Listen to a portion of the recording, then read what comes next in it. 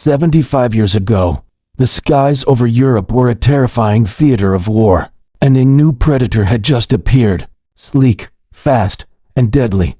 The Messerschmitt Me-262, the world's first operational jet fighter, seemed poised to sweep the Allied air forces from the heavens. With a top speed over 100 miles per hour faster than the best Allied piston-engine fighters, it was a technological marvel that threatened to turn the tide of the air war. On paper, it was unstoppable, but history tells a different story. The Luftwaffe's wonder weapon was met head-on by an American legend, the P-51 Mustang. And in this David versus Goliath showdown, the Mustang pilots didn't just hold their own. They developed tactics that systematically dismantled the jet threat. This is the incredible story of how the P-51 Mustang decimated the Luftwaffe's jets. To truly appreciate the Mustang's achievement, we first have to understand the sheer shock the Me-262 sent through the Allied command. Imagine being a bomber crew, deep in enemy territory, when a plane with no visible propellers screams past you at a speed you thought was impossible. It attacks with devastating 30mm cannons that can tear a B-17 Flying Fortress apart. With just a few hits, by the time your gunners can even react, it's gone, climbing away with untouchable speed. This was the reality in late 1944. The Me-262 was a shark among minnows, and the initial encounters were brutal. Mustang pilots, used to being the kings of the sky, suddenly found themselves outclassed in speed and climb rate. Chasing a 262 in a straight-line fight was a futile exercise. The jet could simply push the throttle and leave the Mustang in its dust. So, if you can't outrun it, and you can't outclimb it, how do you fight it? This was the million-dollar question facing the pilots of the U.S. Army Air Forces. The answer wasn't found in a new, faster plane. It was found in brain power, observation, and ruthless exploitation of the enemy's weaknesses. The Allied pilots, particularly those flying the long-range P-51, began to study their new adversary with a cold, analytical eye. They realized that while the Me-262 was a sprinter, it wasn't a marathon runner, and it certainly wasn't a nimble gymnast.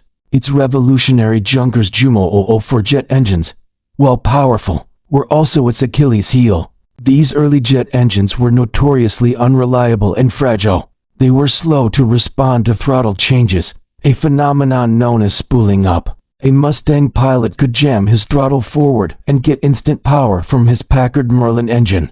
A 262 pilot had to be gentle, or risk the engines flaming out or, even worse, disintegrating. This throttle lag made the jet incredibly vulnerable during its most critical phases of flight, takeoff and landing. The 262 required long runways and had a very slow, sluggish acceleration on takeoff.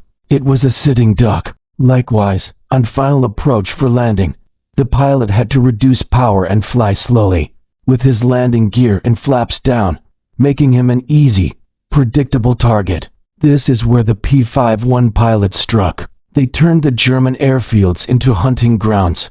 Mustang squadrons would establish what they called rat patrols or airfield orbits, loitering at high altitude near known Me-262 bases. They would wait patiently, sometimes for hours, for the jets to return home. As a 262 descended, low on fuel and committed to its landing pattern, the Mustangs would dive down from above, their Merlin engines roaring. The German pilot was trapped. If he tried to accelerate to escape, his engines might fail. If he tried to fight, his sluggish jet couldn't outturn the agile P-51 at low speeds. It was a turkey shoot.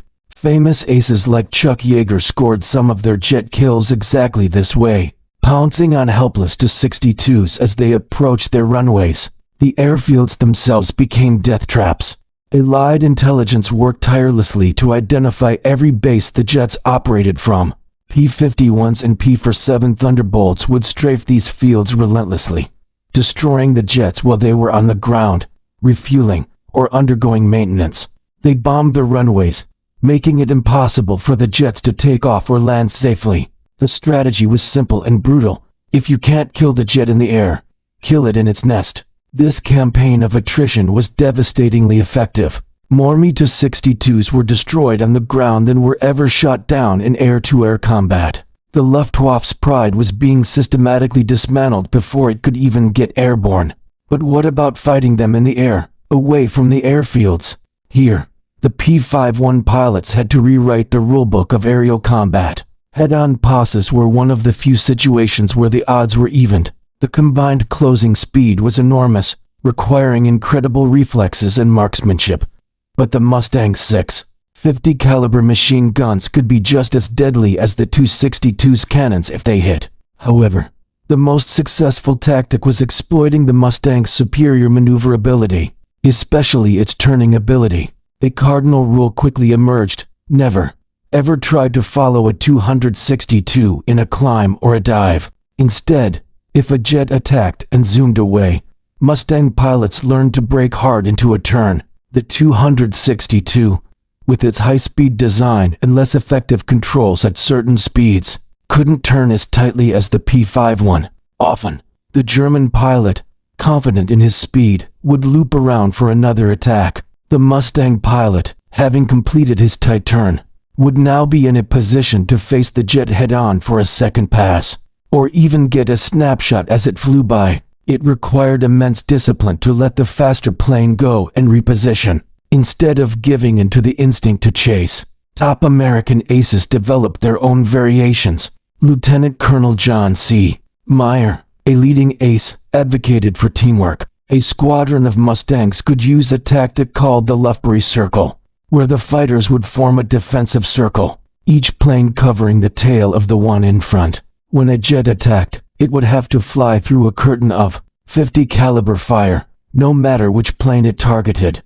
Another tactic involved a high-low element. One pair of Mustangs would fly high as bait, while another pair lurked thousands of feet below. When the jets dived on the high element, the low element would climb up to meet them, catching the 262s as they pulled out of their dive.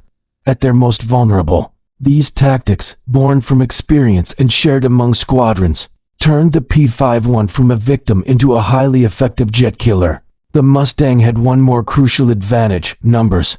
For every single Me-262 the Luftwaffe could put in the air, the Allies could field dozens, if not hundreds, of P-51s. The American industrial machine was running at full tilt, while Germany's was being bombed into oblivion. German jet pilots, no matter how skilled, were often overwhelmed by sheer numbers. They might shoot down one or two bombers, but then they'd have to fight their way through a swarm of angry Mustang escorts to get home. The attrition rate for the elite jet pilots was unsustainable. In the final analysis, the story of the P-51 versus the Me-262 is a classic lesson in strategy over sheer power. The Me-262 was a technological leap, a glimpse into the future of air combat. But technology alone doesn't win wars. It was vulnerable, its engines were flawed, and it was introduced too late, into few numbers, by a nation on the brink of collapse. The P-51 Mustang, on the other hand, was the perfect tool for the job. It had the range to take the fight to the enemy's home, the agility to dictate the terms of engagement, and it was flown by well-trained, innovative pilots who quickly adapted their tactics to neutralize the jet threat. They identified the 262's weaknesses: its fragile engines, its vulnerability during takeoff and landing, and its poor turning performance, and they exploited them with merciless efficiency. The Mustang pilots proved that a clever fighter in a good piston engine plane could defeat a revolutionary jet. They held the line, ensuring Allied air supremacy until the very end of the war, and cemented the P-51's legacy as one of the greatest fighter aircraft of all time. Thanks for watching. If you enjoyed this deep dive into aviation history, be sure to hit that like button and subscribe for more stories from the skies. Let us know in the comments which aircraft matchup you'd like to see us cover next. See you in the next one.